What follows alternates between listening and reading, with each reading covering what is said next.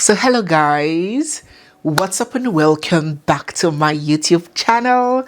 It's me, your girl Barrister Neze, and this is Nezeville. About a week ago, we were woken with the news of this lady over here, Mrs. Grace Obi, and her doctor husband, Mr. Ifeanyi Obi. Grace just relocated to the UK in 2024, and only about 1 year later, her body is lying cold in a morgue. What happened? According to Grace's brother, Munachimso Arinze Chukwu, who brought the matter to social media, this is what happened. Justice for my sister, part 1. It is quite sad that we started the new year as a family like this. My sister, Unzube Grace Obi, got married to Dr. Ifeanyi Obi in the year 2014. Right from that year until the year 2023, he has always been physically and emotionally abusing her while in Nigeria, even after surviving a severe burn in their house in Owerri, which sadly claimed the life of her first issue in the marriage. This prompted us to take her for proper care in our family house in Enugu after being discharged from FMC Owerri. Despite all these, my sister stupidly kept on believing in keeping the family because they had 4 children together. In this year 2023, her husband got a visa to travel to the UK without informing her. That's without informing his sister. And he successfully traveled without my sister and the 4 children. My sister was devastated and emotionally down because she so believed in the family unity. Later that year, her husband, seeing that he wouldn't be able to cope with schooling and working and needed help, which he called upon my sister to come and join him. Unfortunately, my sister, still believing in the oneness of the family, started looking for money because he didn't provide any funds for her to bring her and their children over to the UK.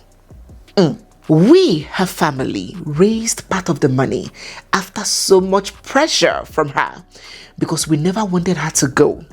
And she sold her car, her land, and resigned as an assistant director at FMC. For those who are not Nigerians, FMC is the Federal Medical Center.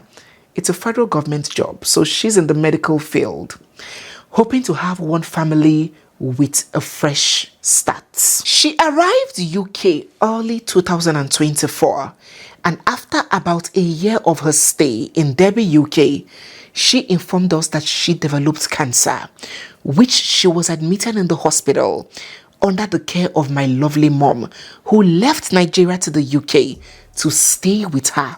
And after a couple of months, the hospital said that her vitals have fully improved and prescribed drugs for management. The beating and emotional abuse from the husband continued, which their home pastor, Pastor Chidi at Winners Chapel, Derby, UK, was fully aware, and he settled their cases as he advised all family members to stay away, saying that he is the shepherd of the family. He even extended the beating to the first son, and the son reported, to which the school can attest to. I don't know the reason why my sister didn't report to the authorities, still believing maybe in the union of the family. I will tell you the reason. We are gonna address this. Just hold on for that. As soon as my mom left, things deteriorated for my sister so bad, even though she kept on sounding positive over the phone. But soon she started making some comments. He is a demon. I think he knocked me out. So the pastor reached out as we requested for videos and pictures, as he had seized her phone and stopped all communication with us. When the pastor sent us the devastating pictures of my sister, which I'll be flashing on the screen. We contacted her husband immediately on the 1st of January 2026, telling him that we want to move our sister to a place where she can be looked after because she was all alone with the kids and complaining that there is no food for her to eat. On the 2nd of January 2026, he created a WhatsApp group with us, claiming that he had taken her to the hospital for her to be administered painkillers. We worried about this move and why he's giving her painkillers knowing the condition of her liver. The next day, on the 3rd of January, he informed us that she was dead via the WhatsApp group. On 3rd of January 2026, a report was made to the police to investigate the incident surrounding her death. By 5th of January, we discovered that he had opened a GoFundMe account without our knowledge in her name in order to exploit the public. All we need is justice for my sister. Later in my analysis, I will touch on this allegation of murder as the late woman's brother has alleged. But I want to in-depthly discuss this subject from this angle first before we get there.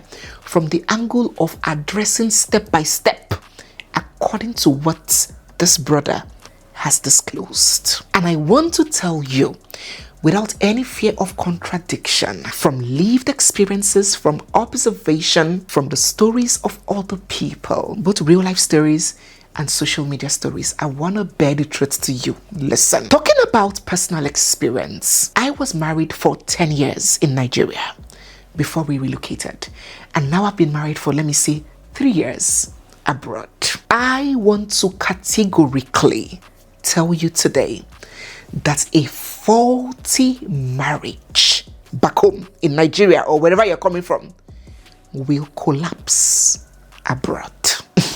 Let me mention here for those that do not know, I hope you guys know that we have a vlog channel, a lifestyle channel, my personal project, my personal channel, intimate channel where I show my real self outside of all of this. My life, my marriage, children, family, everything. Relocation, settling in, challenges, all of those things that pertain to real life. I have a personal channel called nezemasterclass. So if you're interested in knowing that, seeing that, if you're interested in that kind of content, don't forget to join us over there. It's also very interesting there as well. We also talk about marriage, love, and all these things. So there's a lot you're going to get there too. So join us. I'm going to leave the link to that channel down below in the description box and pin in the comment section. And don't also forget to join our community where we discuss all of these issues: love, relationships, confidence building, self-worth, and all of that. Scan the code showing on the screen or click the link down below. So let us go on. I said, just in case you didn't hear me the first time, that a faulty marriage back home will collapse, will fall apart abroad. Now, according to this Munachi, the late woman's brother, he said, according to him, I'm quoting him, that from the very first year that they got married, Oga has been beating his wife. He has been emotionally torturing her, even when she had a fire accident that claimed the life of a child. So she has lost a child. And don't forget that when a woman loses a child, it takes God's grace for her not to be half dead. Her life can never remain the same. So she had lost a child in a fire incident, which she was injured and spent a lot of time in the hospital. Before and after that incident, she was being beat up. She was being emotionally abused, according to her brother. And the marriage was so bad that the man planned, arranged. Do you know what it takes? Do you know how long? Do you know the process? Do you know the back and forth? Do you know the commitments, financial and otherwise, it takes to relocate? The husband did all of that and left for another country without his wife knowing. That is to show you the level of decadence, the level of decay that marriage was. So it was already a bad marriage. There was no love, there was no cooperation, there was no openness, there was no what makes a real marriage was completely lacking in that marriage. For a spouse to travel without his or her partner knowing, that is to explain the sham of a marriage it was. And then somehow this lady joined the husband, according to her brother, for a fresh start. to continue and make a fresh start, you cannot continue what never existed. That's marriage. There was no marriage existing back home. That was just a sham. Now, when I hear people say, abroad destroy marriage, abroad, Western culture destroy marriage, hey, Canada, UK destroy marriage, I laugh and I laugh and I laugh until my stomach hurts. Ignorance is indeed expensive, because I know that migration does not destroy marriages. It only removes and strips away the system that was hiding all the existing cracks and all the sham. In Nigeria and many other African countries, so many marriages survive not on the main and core ingredients that should keep a normal marriage, like love, like respect, like communication, like partnership. No. Many of these marriages are unhealthy and miserable and are surviving on pressure. First, we have the presence of family interference and pressure, where family members urge, encourage, advise, mediate on the continuation of a highly defective marriage at the expense of physical and mental well-being. So we have that shame and forced endurance from family. Abroad, that layer disappears. Secondly, we have the emotional traps. Back home, for many women, leaving their marriage means losing source of living, losing accommodation, losing care of themselves and their children. Look at the case of Regina Daniels and what's happening with her and her children. For some, it means starvation. For some, it means homelessness. Abroad, these inhibitors are removed. Their welfare systems, their equal job opportunities, legal protection. So that need to remain, because you're looking for someone that will feed you or put a roof over your head. Remember that there is a very wide gap between rich and poor. If you leave the man, you can go from living in a duplex to living in Bacha. But abroad, there is dignity of labor, equal opportunity and value for life. Thirdly, there is the community surveillance forcing marriage. Don't you know there is a thing?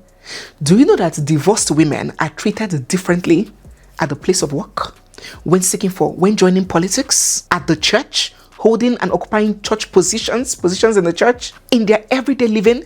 Do you know that so many single ladies, so many divorced women cannot get a property to rent? In so many places, landlords will decline renting to a woman because she doesn't have a man by her side. These are realities. These women get judged directly and indirectly every day. Society reminds them every day that they are divorced. Abroad, nobody is policing you. Your neighbor might not even know you. What concern them? If you like be married to a dog, if you like be married to your fellow man, everybody will respect you for your choices. So that need to remain in a sham marriage just because of this community and social surveillance is removed. So tolerating abuse, which was survival, was just a survival mechanism to tolerate abuse back in Africa, back at home. Over here, it becomes completely unnecessary in this new environment that does not support demeaning control, punishes violence, and does not encourage loop-sided entitlements. And just like leaves from a branch, that marriage will start disintegrating and falling. Not because of the abroad that caused it, but because that marriage was deficient in the first place. And it just came to an environment that does not aid or promote its deficiency. My dear brethren in the Lord, if your marriage is built on the foundation of love, of mutual respect, of consideration and cooperation, of healthy partnership, when you relocate, it not only adapts, it improves. Oh, believe me, it improves, because here, now now you and your partner, one strong, formidable team. Guys will need each other more. You will get closer and the marriage will get better and sweeter. But if it was built on fear, control, uneven obligation, painful endurance, and unaccountability, abroad will expose its yakata and it will crash to pieces. Now, don't get me wrong. Even in the abroad marriages, disagreements, friction, misunderstandings will happen, which is 100% normal in healthy marriages. My ladies, are you listening? Because I have a topic for us. I'm going to address us very soon because it's as if we are getting it wrong. One kind of, it's as if we are over-diagonizing our odogus and terming all of them abusive. We are beginning to confuse inconvenience in marriages with abuse. Unpleasant, unfair, stressful, and unpalatable moments happen in healthy marriages. That does not mean that there are abusive marriages or your partner is abusive. We need to apply wisdom when consuming content on social media. Because some of us, even those that have good men, when we consume some things, we apply it and our husbands suddenly become abusive. Abuse is not disagreement. A partner can be immature, sometimes selfish. Yeah, it's human. There might be poor conflict resolution skills. There might be some incompatibility in some things, maybe parenting. All these things are hurdles of marriage, normal hurdles of marriage. So let us not be very quick to term it as abuse and the next thing is leave. Be careful. But we're going to address that in another subject. Just hold on for that, my ladies. Especially my young girls coming up looking forward to marriage. Many of them are dismissing suitors. Any small thing, red flag. Hold on. There are red flags. There are also amber flags that make humans human. We're going to discuss that in another video. So let's go on. So we need to address it holistically without talking about it on a surface level. Abroad did this, abroad did that. Abroad does nothing to marriages. You possibly had a dying, toxic, dysfunctional, and distressed marriage that needed working on rather than exporting. It's like cancer. You already had cancer. The marriage already had cancer. And they just brought it over here to die. And let us not forget that maybe why men think that is abroad that changing because women pretend a lot. You know, I don't know whether it's because I grew up with boys, but I don't have that gift of being hot, of being angry, and I'll be pretending and be laughing and be cooking for you, playing with you, waiting for you for one day. I get mine though. If I am angry, it will show immediately, and once it's addressed, I'm good. But many women, many of my gender, we know how to pretend. We will just be waiting for you. A woman's heart is as deep as an ocean. So the man might be thinking, we had a good marriage in Nigeria, I'll see what abroad. You will know that the woman has been meaning you, has been suffering and keeping quiet until she came to an environment that can allow her express her grievances. It is not in geography. It is in the quality, the substance of the marriage. So just like this case, this very bad marriage that was exported, hoping for a new start. If you have an unhealthy marriage back home, please remember that I told you that it will be a catastrophe abroad. Except and only except total reprogramming of mind and behavior and conduct from the both parties happen. Second, let's address the second point that this brother Munachi pointed out. He said that the man did not want to bring his sister abroad. He wanted to be on his own. He had already processed all the papers and all the documentation and came abroad on his own and left his wife and his children without even discussing with her. That it was only an afterthought when he saw that he can't be going to school, come back and cook, clean, that he needed assistance, or what did he need? That he now told the wife to process her papers. She used her own money, borrowed money from her family, sold her properties, and then brought herself and her 4 children. This practice in Nigeria is age-long. It's not a new thing. I don't know what it is like in other African countries, my Ghanaians, Zimbabwe, Malawi, where are you watching me from? Let me know what the practice is like in your country. Because it is very common in Nigeria. We all had one of those uncles, Uncle Livinus, Uncle Cletus, who has them in their family. Let me know. That was based abroad and would start up a family in Nigeria and leave them in Nigeria and remain abroad. Now, I'm not talking about an uncle where uncle is hustling, get papers, just trying to find his feet. I'm talking about an uncle that is a full settled individual in that country. But he would rather, by choice, leave his family back home in Nigeria. Coming for annual genital parade. Get her pregnant, go back, visiting husband. She'll deliver, get her pregnant, run away. Should I shock you that many men, even today, desire such arrangements? Now let me tell you something. A man who desires keeping his wife and children away, the very people who are supposed to be his source of joy, the very people who are supposed to be the most important things in his life, that when he gets back from work and sets his eyes on them, all his worries and stress evaporates. But that man who would prefer to camp them in another continent by choice while he settles abroad, it's not about fear of she will change, she will call police for me, she will throw me out. Should I tell you what it's about that they refuse to admit to themselves?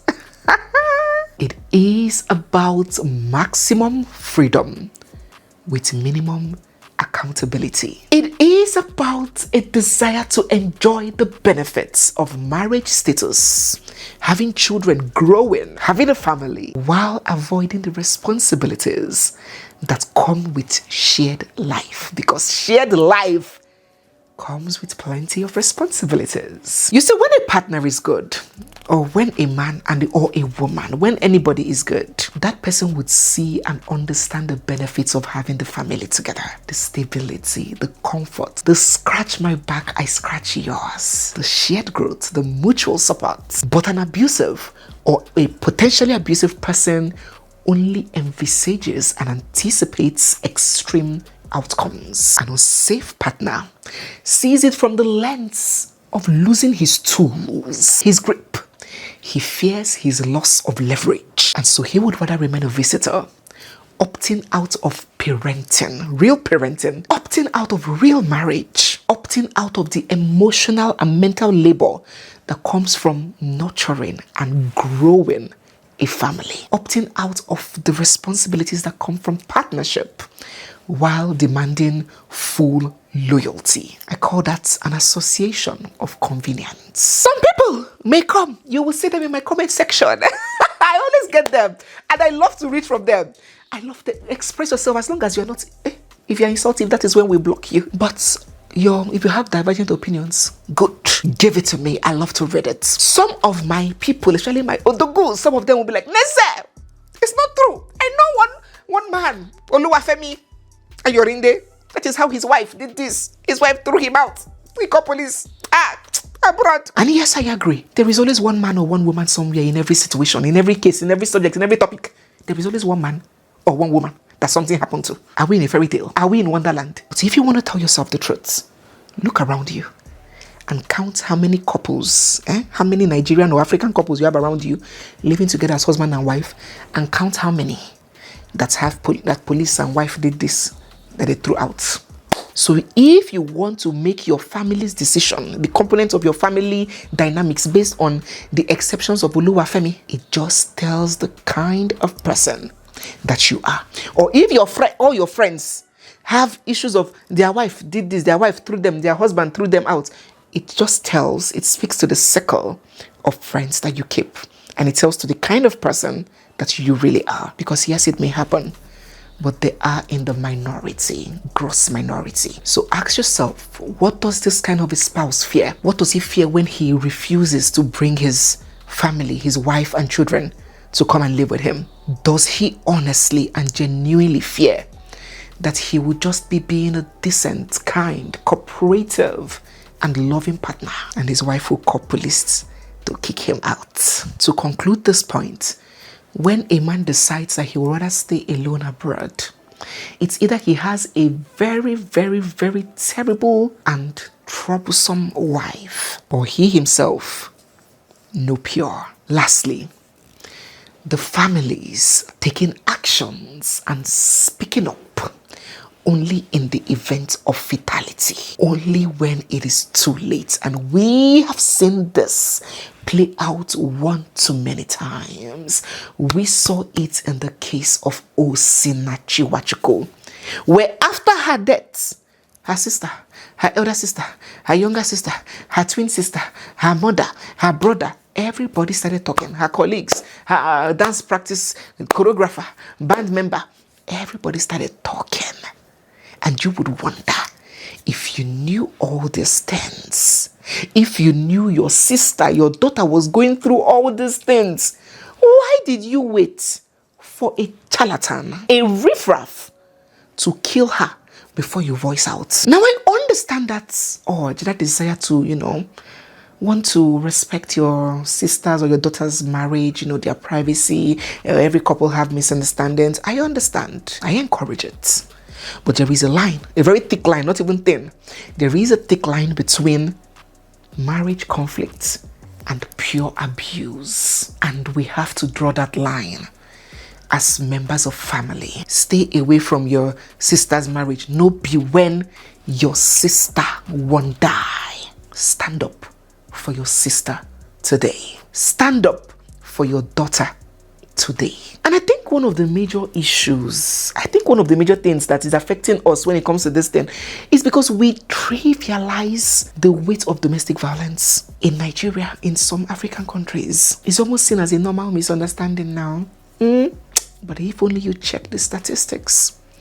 If only you check the statistics of the number of women that die in the hands of their husbands, the number of victims of domestic violence every month, then when you see your daughter in that kind of marriage, nobody will tell you to go, even if it's with police, and pull them out. You will treat it as an emergency, as the emergency that it is. Why must abuse be treated as a domestic affair, as a husband and wife issue, until it leads to death? And then suddenly the family will find voice demanding justice. This pattern protects abusers. It puts victims in body bags. We need to stop. We need stronger family interference because the victim might lack the courage. We need families taking more radical steps. If it's to report to the police, report. If it's to shout out on social media, shout it when the woman is alive, because now he is shouting, but the woman is dead.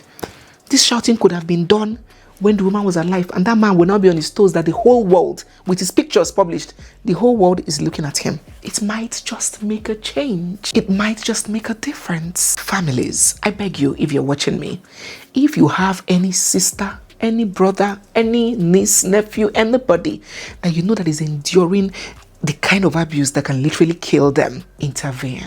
To close this video, the man in question has not spoken yet. And my analysis, as I mentioned, was to address the subject of abroad marriage in a broader perspective. As regarding the death and the cause of death, it is very possible that this alleged abuse does not have a direct link or consequence with the cause of death.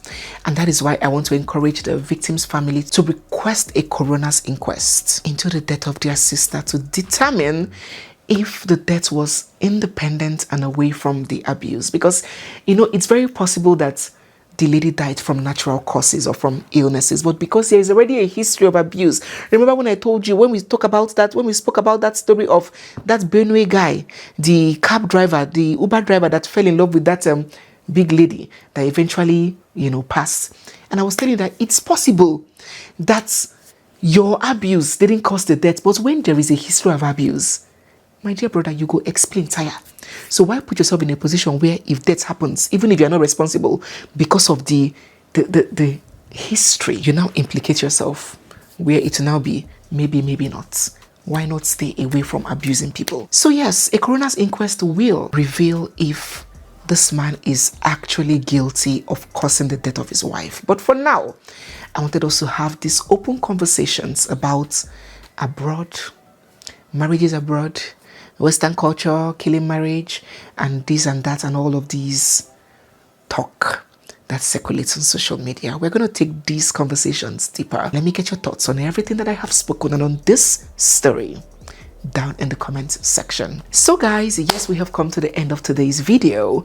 If you're new here, you're seeing my face for the first time, or if you've been watching without subscribing, don't forget to hit the subscribe button, give this video a big thumbs up, drop all your thoughts down in the comments section, and stay glued for we have so much more coming your way. Don't forget to join me on my personal channel, where you can experience me up close and personally. I'll see you there. Link is down below. Thank you guys once again. I'll see you guys in my next video. For now, bye.